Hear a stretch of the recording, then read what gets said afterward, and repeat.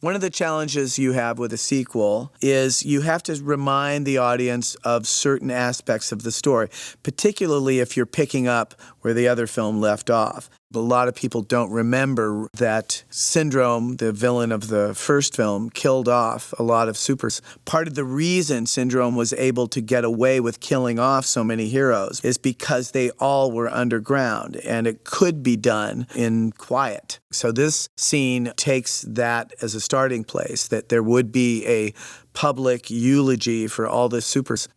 What we were trying to explore was the cost of hiding. In other words, there is the personal cost of just keeping a big part of yourself a secret.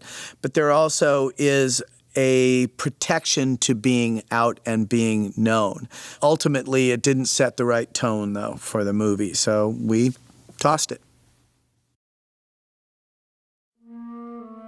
Being a superhero was never an easy fit for Simon Palladino. He was a serious guy, an oddball who was not naturally engaging. He didn't really understand jokes or how to set people at ease.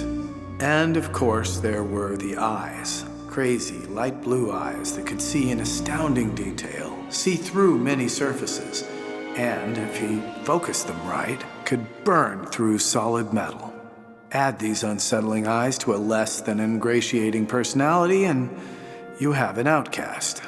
Although he tried to hide his powers, a few of us had heard about them and approached him, had to talk him into becoming a superhero. Look, Laser Eyes, the only way you'll ever fit in is to do what we do, make what's odd about you an asset. Announce your weirdness with a cool name and an outfit, and wear them proudly. I myself came up with the name Gazerbeam. He didn't like it. Wanted something more sober. Viewpoint he liked. He'd say, "How about Viewpoint?" "Terrible," we told him. "Sounds like a TV show nobody watches." But he liked the fact that we were interested in him, giving him names and arguing about them. We had a club, the first club that wanted him to join, and he accepted. All of it. Us, the outfit, the name Gazerbeam, even came to say it with a strange pride. In time, he became a first-class crime fighter, and for a while, he fit in. We all did.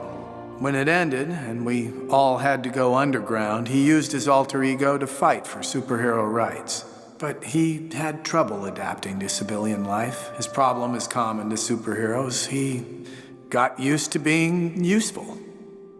He needed to be useful. A bad man exploited that desire, that weakness, to attract Gazerbeam and other superheroes, individually, in secret, and one by one to kill them off. I was drawn into it too, almost became another victim, if it weren't for a clue Gazerbeam left behind, heroically, in his dying moments. This nightmare was made much worse by the fact that we supers were all, and are all still, in hiding. Being separate, being hidden, weakens us. Every one of us are engines with energy to burn. Engines don't like to idle. They want to be used. If you block energy from driving us forward, the same energy will gladly drive us backward.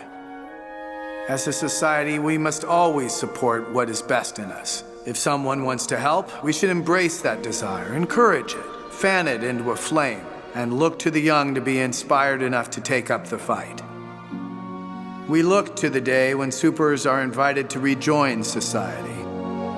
Until then, we'll hide and wait for our next chance to do good.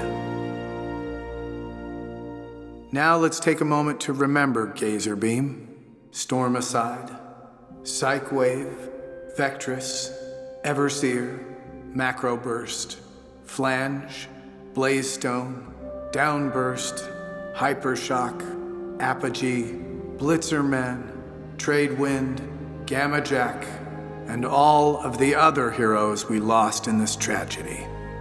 All of the supers who died wanting only to help.